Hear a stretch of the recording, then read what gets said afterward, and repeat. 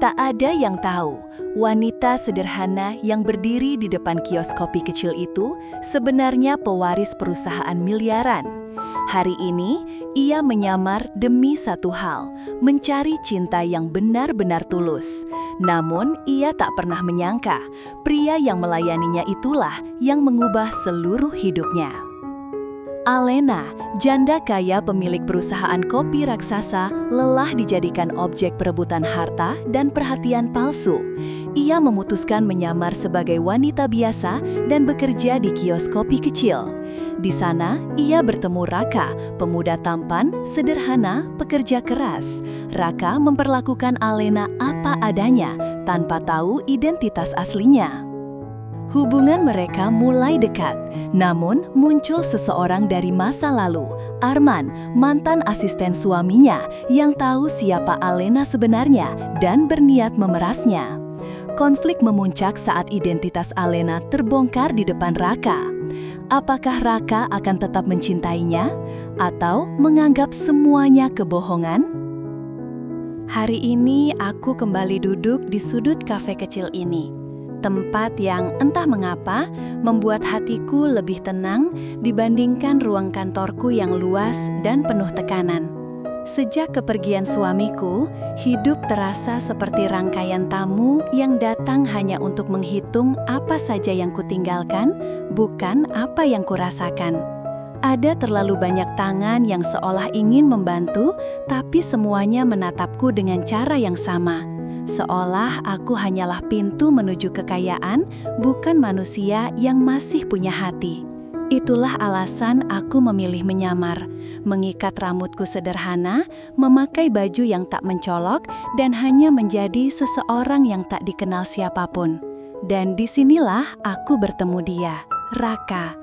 Pria yang selalu tersenyum tulus setiap kali menyajikan kopi pada pelanggan. Tidak pernah bertanya siapa aku, tidak pernah melihatku dengan kecurigaan atau penilaian, hanya memperlakukanku sebagai manusia. Itu saja sudah cukup membuat hatiku terasa hangat. Setiap kali ia mendekat untuk mengantarkan minuman, aku merasakan sesuatu yang sudah lama hilang dari hidupku, ketenangan. Bukan karena aku menyukai dirinya secara romantis, tidak, bukan itu. Atau mungkin aku hanya takut mengakuinya. Tapi hari ini aku tahu sesuatu akan berubah. Ada seseorang yang memperhatikanku dari kejauhan sejak tadi. Seseorang yang mengenal siapa aku sebenarnya. Seseorang dari masa lalu suamiku. Tatapannya tajam, seolah menunggu waktu untuk membuka topengku. Jantungku berdebar. Aku tidak pernah bermaksud menipu siapapun.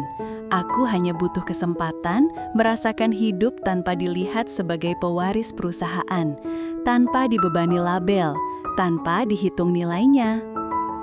Saat Raka mendekat sambil membawa secangkir kopi hangat, ia tersenyum seperti biasa. Senyum yang membuatku lupa sejenak terhadap semua masalah yang menempel pada namaku. "Aku buatkan yang favoritmu ya," katanya lembut. Aku mengangguk pelan. Andai ia tahu siapa aku sebenarnya, apakah senyumnya akan tetap sama? Atau justru akan berubah menjadi tatapan yang pernah kutakuti? Aku belum siap mencari tahu. Raka duduk sebentar di kursi di depanku, seperti biasanya saat kafe sedang tidak ramai. Ia tidak pernah memaksa berbicara, tidak pernah berusaha menggali hidupku. Hanya duduk dengan ketenangan yang entah bagaimana membuatku merasa lebih kuat. "Ada yang terlihat berbeda hari ini," ucapnya pelan. "Kelihatannya kamu sedang memikirkan sesuatu yang berat." Kalimat sederhana itu membuatku terdiam. Bukan karena ia menebak sesuatu yang benar, tetapi karena ia menanyakannya tanpa rasa ingin tahu berlebihan.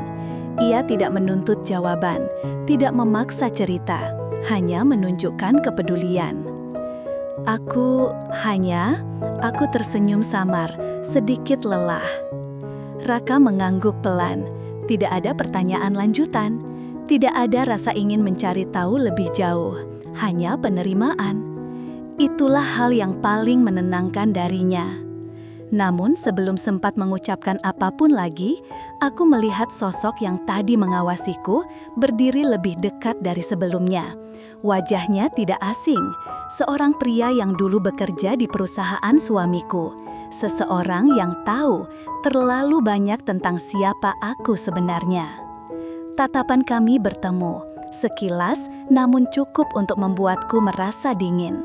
Ia tahu, ia mengenaliku, dan ia tampaknya ingin memastikan bahwa aku tidak bisa bersembunyi lagi. Aku menunduk, berusaha tetap tenang. Raka menatapku, sedikit khawatir. "Kamu yakin baik-baik saja?" tanyanya. "Aku hanya sedikit pusing," jawabku. Raka ikut berdiri. "Aku ambilkan air sebentar. Kamu tunggu di sini." Ia berlari kecil ke arah belakang kafe, sementara aku mencoba menahan kegelisahan di dalam dada. Tanganku meremas tepi meja. Nafasku teratur, tapi ada rasa gentar yang tak bisa kuabaikan. Pria itu akhirnya berjalan mendekat. Suara langkahnya pelan, tapi setiap langkahnya seperti gema yang mengingatkanku pada masa lalu yang ingin kulupakan. "Bu," ia berhenti beberapa langkah dariku. Lama tidak bertemu. Aku menutup mata sejenak. Nama, status, jabatan, semua yang kutinggalkan sementara, kini berdiri di hadapanku. "Aku tidak memakai sebutan itu lagi," jawabku pelan. Ia tersenyum tipis. "Saya paham, tapi dunia tidak mudah lupa. Dan saya rasa ada seseorang yang perlu tahu siapa Anda sebenarnya." Jantungku serasa turun. Pria itu melirik ke arah tempat Raka berada. Sorot matanya jelas, ia ingin membuka semuanya. Aku berdiri perlahan, mencoba tetap tenang. "Tolong jangan lakukan itu," kataku, masih dengan suara lembut namun tegas. "Aku hanya ingin hidup sederhana, sementara saja." Pria itu menatapku lama, seolah menilai apakah permintaanku jujur. "Tapi hidup Anda tidak sederhana," balasnya. "Dan cepat atau lambat, seseorang akan menyadari itu." Aku merasakan sesak di dada, bukan karena takut rahasiaku terbongkar, tetapi karena aku belum siap menghadapi perubahan yang akan terjadi jika Raka mengetahui semuanya. Saat itu, Raka keluar kembali sambil membawa segelas air. Ia tersenyum, masih tulus, masih tenang, masih hangat. "Ini untuk..." Kalimatnya terhenti ketika ia melihat pria itu berdiri di dekatku. Tatapannya berubah penasaran. Aku menelan ludah. Inilah saat yang paling kutakuti. Perlahan mendekat. Raka mendekat sambil membawa air, tetapi langkahnya melambat ketika melihat pria itu berdiri terlalu dekat denganku. "Ada apa ya?" tanya Raka sopan, meski raut wajahnya menyiratkan kebingungan. Pria itu menatapku sejenak, seperti memberi kesempatan terakhir untuk mengaku. Ketika aku tidak bersuara, ia menghembuskan nafas pelan dan berkata, "Saya hanya ingin menyampaikan sesuatu. Wanita ini bukan orang biasa." Suasana kafe yang tadinya tenang seolah membeku. Raka menatapku, lalu pria itu kemudian kembali kepadaku, mencari penjelasan. Pria itu melanjutkan dengan suara teratur, tidak keras, tidak menuduh, namun cukup untuk membuat dadaku terasa berat. Beliau adalah pewaris perusahaan kopi terbesar di kota ini, istri dari almarhum Tuan Aditya, seseorang yang sangat dihormati dalam dunia usaha. Aku menunduk, kata-kata itu seperti membuka pintu masa lalu yang selama ini kutahan rapat. Raka tertegun. "Tunggu, jadi selama ini suaranya melemah. Kamu menyamar?" Aku merasakan dunia di sekelilingku lenyap, seperti tenggelam dalam keheningan yang tidak bisa kujelaskan. Aku mencoba bicara, tapi suara yang keluar hanya lirih. Aku tidak ingin menipu siapapun, aku hanya ingin merasakan hidup sebagai diriku sendiri, bukan sebagai seseorang yang dilihat dari apa yang ia miliki. Raka menatapku lama, bukan marah, tapi lebih seperti mencoba memahami sesuatu yang belum pernah ia bayangkan. "Kenapa kamu tidak bilang dari awal?" Suaranya tenang, namun jelas mengandung luka kecil yang mencoba ia sembunyikan. Aku menggenggam jemariku sendiri, mencoba menahan gemetar. Karena setiap kali aku mengatakan siapa aku, orang berubah. Cara bicara berubah, cara memandang berubah, dan aku lelah merasakan itu. Raka menatap pria yang mengungkapkan identitasku.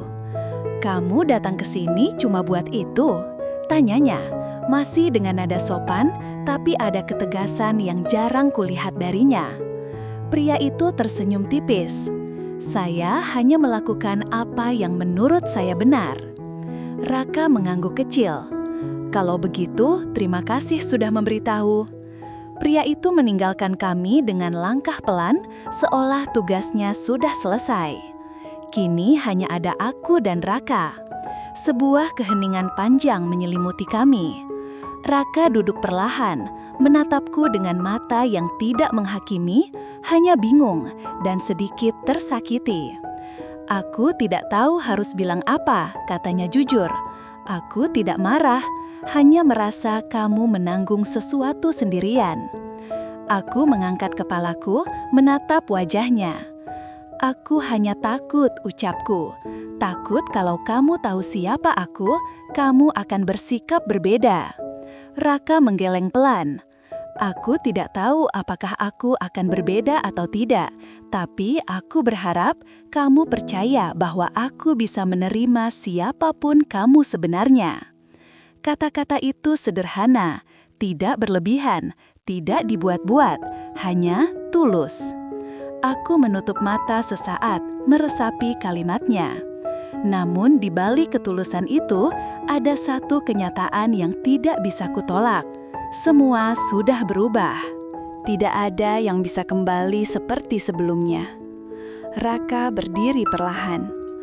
"Aku butuh waktu," katanya lembut. "Bukan untuk menjauh, hanya untuk memahami."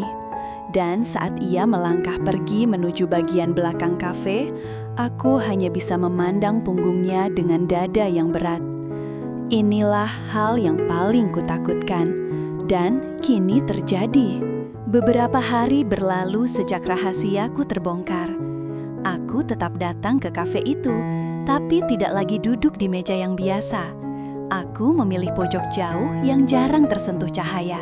Bukan karena ingin bersembunyi, tapi karena aku masih memikirkan bagaimana cara memulai kembali.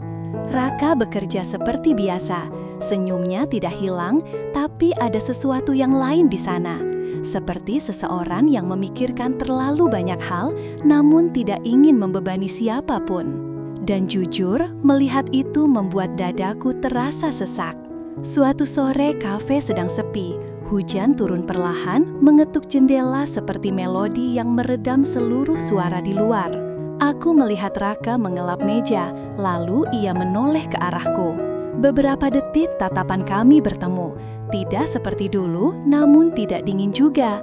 Ia ragu sejenak sebelum akhirnya berjalan mendekat. "Kamu masih datang ke sini?" katanya pelan. "Aku tidak tahu harus pergi kemana lagi," jawabku jujur. Raka menunduk, menghela napas pendek, lalu duduk di kursi di hadapanku. "Aku sudah mencoba memahami semuanya," katanya. "Sebenarnya aku tidak keberatan dengan siapa kamu. Aku hanya terkejut karena kamu tidak percaya aku bisa menerimanya." Aku menatap jari-jariku sendiri. Aku takut membuatmu merasa kecil, takut membuatmu berpikir aku merendahkanmu. Aku tidak ingin itu terjadi. Raka terdiam. Beberapa detik ia hanya memandangi meja yang terhalang jarak kecil di antara kami. "Kamu tidak pernah membuatku merasa begitu," katanya akhirnya. "Justru aku merasa kamu menahan terlalu banyak hal sendirian." Aku terlelap dalam kalimat itu. Ada kehangatan yang kembali muncul, perlahan tanpa memaksa. Raka melanjutkan, lebih lembut. "Kamu boleh bilang aku salah, tapi aku tidak ingin hubungan kita hilang begitu saja. Aku hanya ingin kamu jujur mulai sekarang. Aku menelan napas berat. Kalau aku jujur, aku bilang aku nyaman bersamamu, ucapku pelan.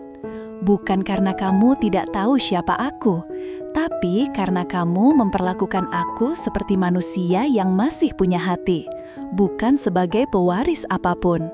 Raka tersenyum kecil, senyum yang membuat hujan di luar terasa lebih tenang. Aku tidak tahu masa depan kita, katanya jujur. Tapi aku tahu satu hal, aku ingin mencoba. Jantungku berdebar, bukan karena takut, tapi karena harapan yang pelan-pelan tumbuh kembali. Kalau kamu mau, lanjutnya, kita mulai dari awal, sebagai dua orang yang saling ingin mengenal tanpa tekanan apapun. Kalimat itu sederhana, tapi mengandung kehangatan yang sulit dijelaskan. Aku mengangguk perlahan. Aku ingin itu, kataku, sangat ingin. Raka tertawa kecil, bukan mengejek, tapi lega. Baiklah, tapi kali ini jangan menyamar lagi ya.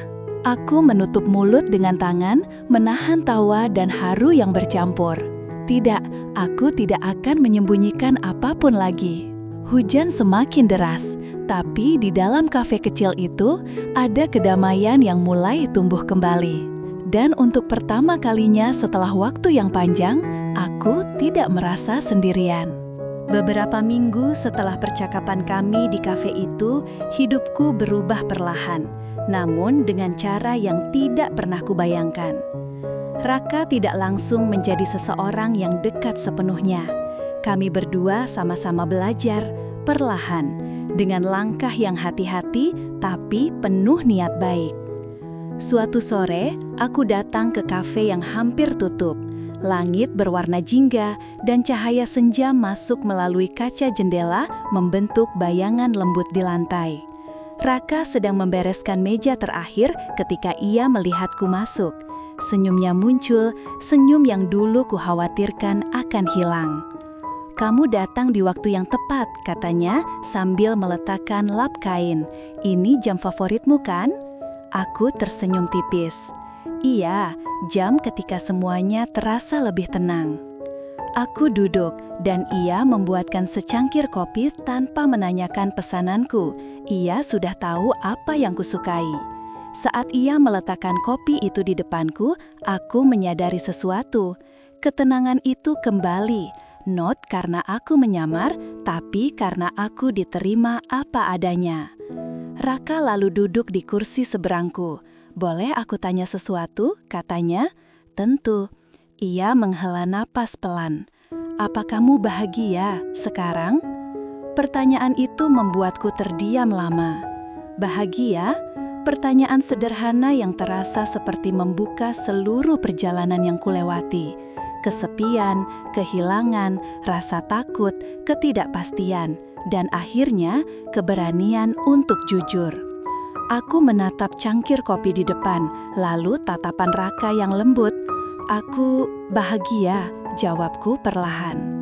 Bukan karena aku melupakan semuanya, tapi karena sekarang ada seseorang yang membuat langkahku terasa lebih ringan. Raka tertawa pelan, lega mendengarnya. Aku juga merasakan hal yang sama. Ada hening singkat, hening yang tidak menegangkan, melainkan penuh rasa syukur. Raka melanjutkan, suaranya sedikit bergetar. Aku tidak punya banyak hal, hidupku sederhana. Tapi kalau kamu bersedia, aku ingin berjalan bersamamu dengan cara yang benar, tidak tergesa-gesa, tidak perlu menyembunyikan apapun. Aku menatapnya, dan untuk pertama kalinya, aku menyadari betapa tulusnya kata-kata itu. Aku tidak butuh apapun darimu, jawabku lembut. Hanya kejujuran dan kehadiran. Raka menunduk sebentar, menahan emosi yang tidak ia tunjukkan secara terang-terangan. Aku bisa memberimu itu, katanya. Aku menarik nafas panjang, lalu berkata, kalau begitu, mari mulai hidup baru. Hidup di mana aku tidak lagi takut pada siapa aku sebenarnya, dan kamu tidak pernah merasa direndahkan oleh siapapun. Raka mengangguk. Ada kilau kecil di matanya, Bukan air mata, bukan kesedihan, tapi rasa haru yang begitu hangat hingga menular padaku. Ia meraih secangkir kopi tambahan dan menempelkannya ke punyaku. Untuk awal yang jujur, katanya. Aku tersenyum, untuk awal yang penuh kebaikan. Kami saling menatap sambil memegang cangkir itu. Tidak ada sentuhan tangan yang berlebihan, tidak ada kedekatan fisik yang membuat penonton merasa canggung. Hanya dua orang yang akhirnya berani membuka hati setelah lama hidup dalam bayang-bayang masing-masing. Di luar, cahaya senja perlahan memudar. Tapi, di dalam kafe kecil itu, sebuah harapan baru justru tumbuh. Dan untuk pertama kalinya setelah kehilangan, aku merasa tak lagi sendiri.